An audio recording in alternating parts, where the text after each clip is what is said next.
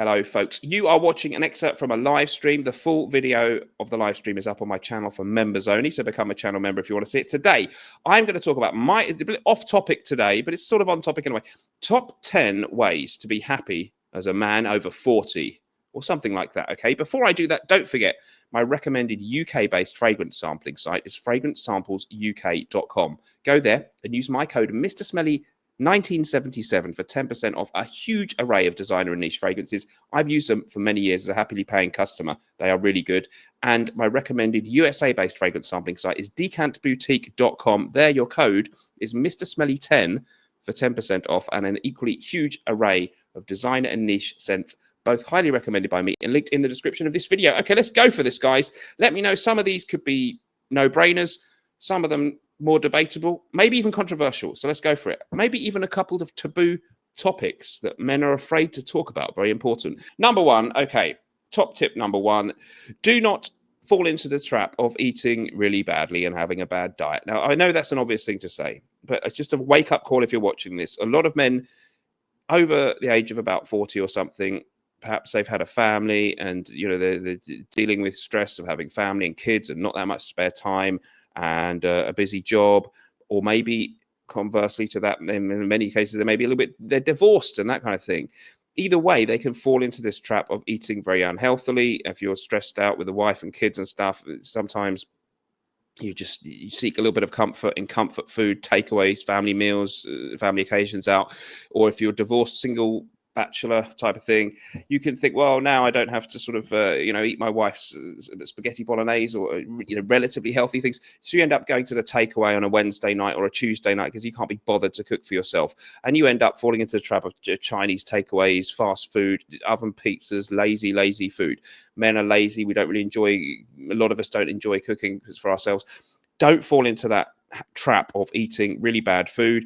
And I do think it's important. I don't claim that I never eat unhealthy things. Of course I do, but I don't habitually load up my cart in the shop with loads of frozen pizzas and really bad, overly processed kind of what's it called, a rustler's hamburger or that kind of thing. And I'm afraid by the state of a lot of the people that you see around in my local supermarket, being a pretty overweight person has no longer become anything notable or unusual. It's becoming very common, and I see a lot of men, even a lot younger than my age, but certainly around my age, they're nearly always somewhat overweight, and I certainly am not at my ideal weight and could be better. But do try and eat, actually, at least the majority of what you eat in your diet, something somewhat healthy. My thing, and I do agree with this guy, I don't know if you've seen him online, Eddie Abu, English guy, I think he's of Ghanaian descent, very kind of ripped, former bodybuilder, used to do possibly steroids, I don't know, allegedly, I don't know, and used to do all the kind of protein shakes and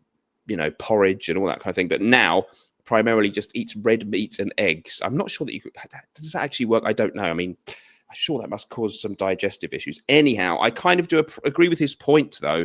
You don't want to be going and buying low fat protein bars or whey protein or low fat yogurts or protein flapjacks and all this kind of nonsense. Just eat things that are healthy. If it's got lots of ingredients on it that you don't understand, try and avoid that. It's not going to be good for you. We have bread now with like 50 or 30 ingredients. I found a couple of flatbreads that I quite like. Probably shouldn't eat too much bread anyway, but they've only got like 4 ingredients. Try and look for things like that. Not so much processed food. Watch it, okay? Eat healthily. I know that's obvious, but a lot of people overlook it. Okay, next one, and again, obvious, no-brainer. Take exercise. You've got to take vigorous exercise to hold on to any kind of fitness. We were built to be hunter-gatherers and walk many miles each day and chase food. We don't have to do that anymore, but you need to take regular, vigorous exercise. I'm talking about at least over half an hour, vigorous, kind of exercise that would make you sweat and be tired and isn't fun to do. That's the whole point. This is number 2. No pain, no gain. Yeah, okay, great if you walk the dog a couple of times, but it needs to be something a bit more vigorous than that. Anything you like, you go to the gym. Running is obviously good for burning calories. You can use an exercise bike. You can get into cycling. You can go swimming. Anything, but as long as it's really making you burn up some calories, sweat a bit, needs to kind of feel uncomfortable. Not that it's not always going to be fun. You have to take some kind of vigorous exercise in life, and I do know quite a lot of people of my kind of generation who just have just accepted that they don't. And that really is bad. It's also better for your mental health and all that kind of thing. So you've got to force yourself, wake up call, to take some exercise. It hurts when you do it, but you now feel a lot better. I feel a lot better sitting here drinking a beer, and I'm going to have food that's moderately healthy in a minute. But I feel better about that because I've been for a 10K run earlier, so I don't feel too bad, okay? You have to take exercise. Okay, that's physical stuff. Third thing, mental health. This is obviously now a big topic. Everyone, no one says it's shameful to talk about having mental health problems anymore. Half the world has got mental health problems. Half the world is on drugs for mental health, which is all true. I actually see loads of things now coming on my YouTube videos beforehand. Better help or something. Go and get therapy and talk to somebody about. I'm sorry, I don't actually believe personally in all that sort of stuff. If you feel that you get on well with certain tablets like antidepressants that help you, okay, that can be a good thing. I'm not sure that I like the idea of everyone being on those, but I'm not saying they're a bad thing. But my main thing for mental health is to try and embrace the mentality or the philosophy of stoicism. I am not a mental health professional, so I take absolutely, these are not medically proven. These are simply my personal opinions, and I am in no way professionally qualified to advise you on any of these topics. I am allowed, though, to express my opinion and what's worked for me and made me feel better. Very good point, Mitra Elaparfim, for putting that out there. But these are my personal opinions, okay? Be stoic. Embrace stoicism. Stoicism is the idea that basically one accepts the hardships and disappointments of life as something that will come and go like the weather, and has this inner resolution that allows you to get through things. And that inner strength is a very good mentality to have and embrace. I'm not saying pull yourself together, but there is an element of just, yes, it does suck sometimes. Suck it up and try and get through it, and then do the other things that we're talking about. Somebody saying that exercise helps with mental health. Yes, right. Imagine that cyclist in the Tour de France cycling up a very, very steep mountain, experiencing pain, and maybe he's having a bad day. In the Tour de France in the mountains, there's about 21 stages, right? Maybe he was a contender to win the Tour de France. Maybe he's even leading it before today's stage, but he has a bad day in the mountains and he falls off the back of the leading group. He just can't stay with them. But the trick there is to maybe accept that we all have bad days, but keep pedaling and only lose a couple of minutes. And maybe tomorrow you'll get back to the head of the race. Just don't give up. Don't let yourself slide backwards and really lose 20 minutes and be out of the race for the next day. I think and that's a kind of stoicism, acceptance of the hardship of the world. Limit your losses, even in those bad times. Keep your head down when things aren't going well. And remember, tomorrow's another day. Lance Armstrong is an inspiration for all. Well, he was great at that kind of thing. Even if he had a bad day in the cycling race there, he usually limited his losses very well. We know that he took some things that were banned in the sport, but frankly, it would seem that most of the other people were doing it too. So I still do think he was quite impressive in his mentality towards the sport. Okay, moving on. Here's another one then for you guys. Let me know what you think about these comments so far in the comments down below. Here we go. Next one then. Dress well and smell good. Okay, the smelling good we all know. Yeah, so present yourself as well as you possibly can. So smelling good, we all know we can do that. Whatever your favorite fragrance is, absolutely go for it. Doesn't matter what it is. It's not that hard to pick something you really like. Fresh fragrances are my favorite to be safe and be liked by other people. Don't overdo it, but smell good, yes, of course. And present yourself as well as you can, okay? So some people, I do see a lot of people with fragrance channels or talk about fragrances, and they don't seem to make much effort with their appearance, which seems a shame, okay? Because that's the first thing people tend to notice about someone that they don't know. And we also, we do judge people a little bit on how they present themselves. You don't have to have loads of money. You don't have to buy loads of expensive designer clothes or spend hundreds of pounds or have fancy sunglasses or watches or anything like that. But generally speaking, I think if you're over sort of 35, 40, you want to dress in a little bit more of a grown-up way. It's only what's worked for me. Whatever works for you, great. But I would suggest that things like blazers of one kind or another, sometimes I think you call them a sports jacket in America, or a suit style jacket with something reasonably neutral underneath it with a dark pair of jeans is a good look to go for. Or you can do your own kind of take on that, but it's not hard to dress a little bit smartly. And so don't go out, even if it's a hot day, to your local bar in an unironed t-shirt and a pair of 3/4 length jeans and have not washed and that kind of thing. It should be obvious, but I'm afraid a lot of people might get this stuff wrong. So try to be slightly overdressed in any occasion. Try to be not afraid of being the best dressed person in the room, which frankly, if you live in Britain or many parts of America, I'm sure today is not, the bar's not very high for that. So any kind of smartness, go for it, embrace it. People like it. People have called me a dapper gentleman on YouTube for years, and I really don't wear anything that amazingly good, but I'm just surprised when some YouTubers turn up in a very nondescript uniform of a hoodie or something. It's not. I'm just expressing my opinion. I think you can do better. Dress smartly. Your version of that, though, is fine. If you've got a slightly different style to me, go for it. Oh, by the way, at NAUGHTONandWilson.com, go there if you'd like to try our amazing array of fragrances, including one of my current favourites, Gravitas Essentia, the fresh follow-up to the original Gravitas Prawn with added mint, artemisia and bay leaf, accenting the green and citrusy notes. And if you buy any two there, just add the second one or further ones to your cart, you'll get 20% off the cost of your whole order, NAUGHTONandWilson.com. Okay. That is number 4. Number 5, don't buy what you could. We've got to talk about money, right? Money is important in life. Don't buy things that you can't afford. It's very important in the fragrance hobby because there's a lot of channels encouraging you. They've got great big racks of fragrances, a lot of which they got sent free, but they probably did buy a lot of them too. And it makes you think you've got to keep up with them, and you need 100. They'll tell you the top 20 bergamot fragrances every man needs in his collection. I mean, no, that you clearly don't. The essential 50 must-have fragrances. Nobody needs 50 fragrances.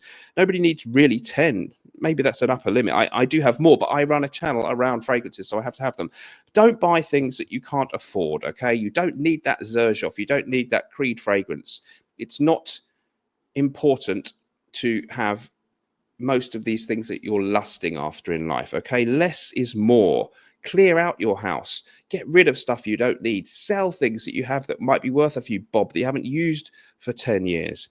Don't be tempted to go and I've seen people on fragrance Facebook groups, and they're like they're selling some fragrances because they've got a problem that their car needs a repair.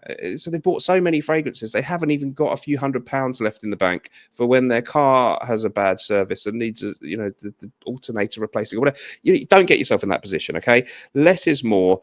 You don't need that much stuff in life to be happy. If you haven't got it, if you can't spend it and still have plenty of money left over and be comfortable, don't buy it. Okay, buy food, buy shelter, pay your rent, but the non-essential things, luxuries in life, don't buy them unless you really can afford them, and don't worry if you can't. Be minimalist. Embrace minimalism. Okay, let's go. Let me know what you think of these piece of advices here. Incel advice counseling service. Thank you so much. Okay, we have dating and love. Difficult one here.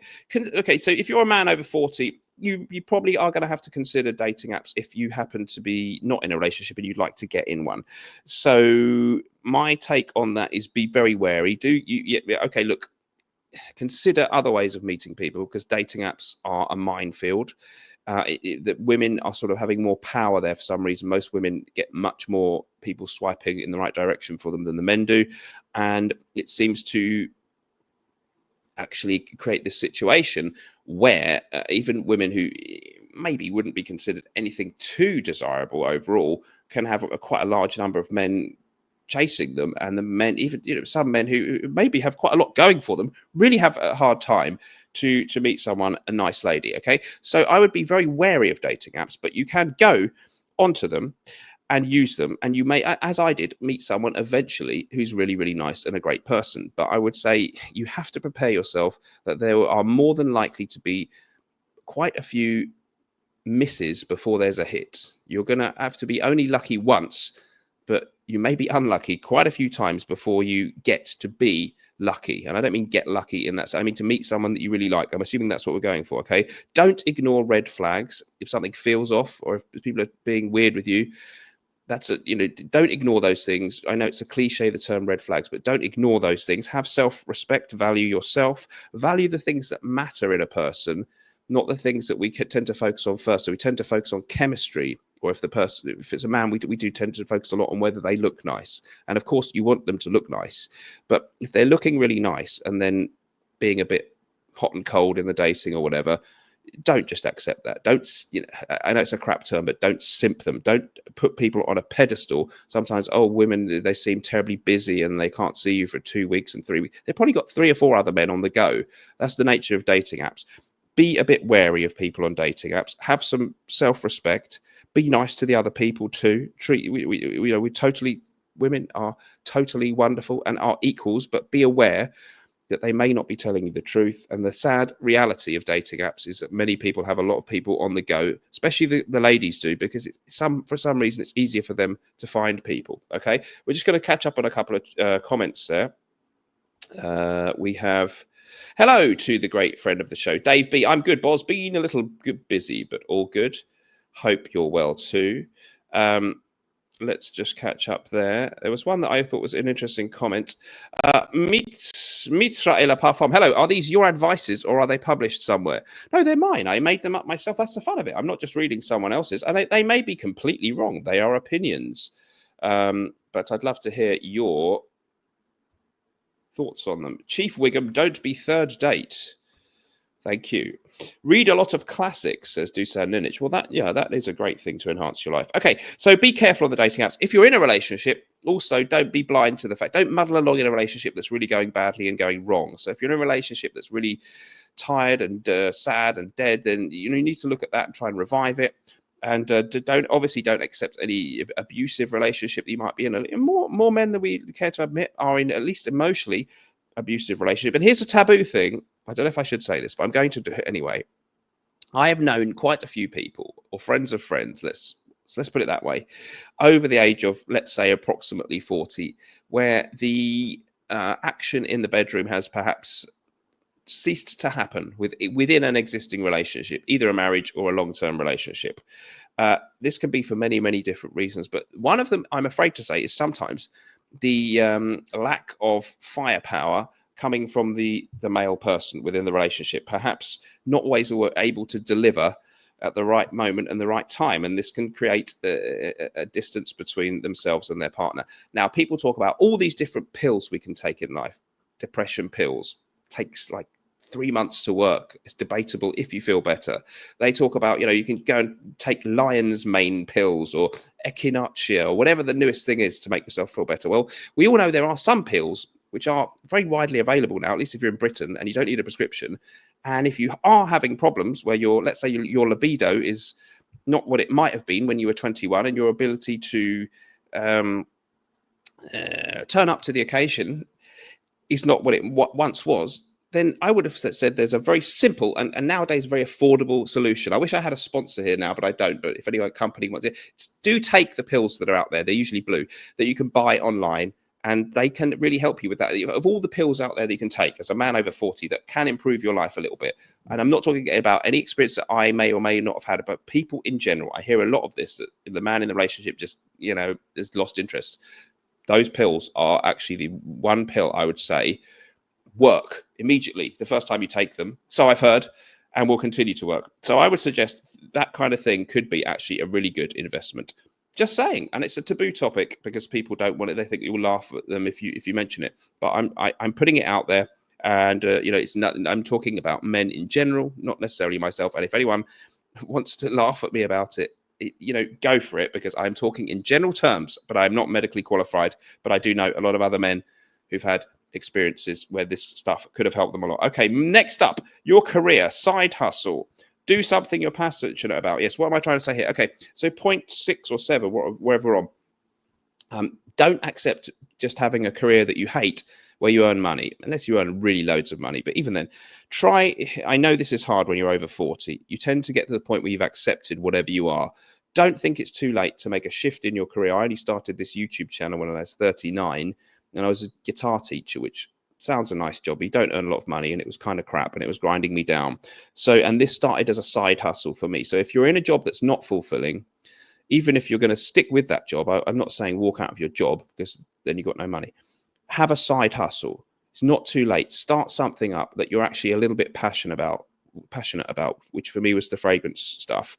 And you never know. or have a couple of them. Try something different. Don't accept, if you're over 40, that your career is ended here. You could have quite a few years of productive life left. Consider doing something that you find fulfilling if your current employment or vocation in life is not. Take that on board. Okay, last three, 8, 9, 10. Number 8, holidays. Don't forget to take holidays. I didn't take holidays for ages because I kind of didn't have a girlfriend, but that shouldn't have stopped me, and I regret that. Now, at the moment, touch wood, God willing, I do have a girlfriend, and she's wonderful, and I'm very lucky. But anyhow, I should totally have taken holidays anyway. So whether you are single or not, make the effort to book holidays and go on holidays and have holidays that you enjoy and that are relaxing. We only live once. We only get 80 summers in this life if we're lucky. Get at least 1 or 2 holidays in a year if you at all possibly can. Go to places that are exciting, or if you just find places that you like and revisit them. I quite like the Canary Islands, although last holiday wasn't perfect, but Fuerteventura, I've really loved that a couple of times. It's sunny, it's relaxing, it's beautiful, it's really happy to go there. So make that time to go on holidays. I honestly, if I had £500 and I had a choice between buying 2 or 3 really nice niche fragrances or buying a holiday ticket, which, often a package holiday, you can buy the flight and the hotel for a week in Southern Europe for that price. I take the holiday any time now. So don't forget to take holidays. It's really important. Create memories. Okay, last but one, tidy your room. This is from Jordan Peterson, and I don't by any means know about everything he says or necessarily believe what he says. But if you tidy your home or make the rooms that you live in really nice and tidy up and have a place that is pleasant, makes you feel happy, and maybe obviously I've got my decor famously with the busts, whatever you're into. Okay, and I know if you live in a family home, you may not have the luxury to sort of say I'm putting up Roman busts now, but if you do have that luxury, make your home your castle and clean up and make it tidy, and make it when you walk into that front room in the morning, you feel really good to see it. You don't feel like, oh no, there's socks on the floor. So, and that can help you a little bit psychologically too. So tidying up your home and the space around you, if you're surrounded by mess or things that you don't really like, and you couldn't be bothered to sweep that cobweb off the corner of the room, or mend that broken window, keep your place nice, even be it an ever so humble home, and it really will help you to have a better. It's where the sort of positivity starts in your day. And I did it because my front room was getting a little bit messy here and there. Lorraine had mentioned this a number of times, and it does look a lot. It looks always, you get the same view, but the kitchen and stuff, there used to be some stuff strewn around. I fixed it now temporarily. I hope not temporarily. It's really good. So tidy up the space you live in. You will feel better. Finally, online stuff. Don't get involved in any toxicity online. Message to my trolls as well. Don't say really bad things about anyone online. Don't go looking at nasty things online. Don't go posting negative things in other people's Instagram, YouTube, wherever, Facebook. Don't post anything bad on your own Facebook. Don't post anything negative about your personal life. If someone dumps you or a friend upsets you, don't post weird, cryptic, negative messages. It doesn't help you at all. Don't do that. If you have any exes, if someone's dumped you and ended a relationship, or you have an ex-wife or husband, even if it's a few years that they've been apart from you, the only thing you're going to get from looking at their page is either nothing, you won't see anything of interest, or you might feel jealous or resentful about things that you see. Don't stalk people that are no longer supposed to be in your life on the internet, Facebook, Instagram, anywhere else at all. It's really bad. I know it's hard to resist temptation, but you must. Ignore toxic people online. Just block people that you don't get on with. Okay, don't ever let anything they say hurt you. You have to be stronger than that. I've had, of course, many terrible things said about me. Other people have had worse things. Women probably get even more disgusting things. You must rise above that, and always remember, anybody who is anybody doing anything of any good or excitement or worth in the world online will have stalkers and haters and people who post negative and resentful things. So if you haven't had that, you must be doing something wrong. Take it as a badge of honor when people do say nasty things, and try and, it really does. The easiest win is just to be polite back to them and say, that either, either you can delete them or you say thanks for the support or something sarcastic like that, and then they look small. So that's my an important thing. I have to be. This is going to be a controversial one, but I can't believe when you see people who've been they're influencers and they got so much hate online that they've become like massively affected and depressed by it. And I think they really are in the wrong business. And you must just say, that the better person you are, the more exciting things you're doing online, the more horrible things people will say. Look at producer Michael, great channel, huge channel about luxury. I'm sure people say awful things about him, but he knows how to just carry on and stay positive. So don't get involved in any toxicity, and you've won the battle already. Those are my top tips to be happy. Over 45 or 40, whatever, no, over 40. Let me know what you think of that in the comments down below. We'll see you in the next episode.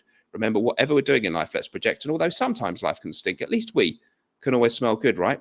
Bye-bye.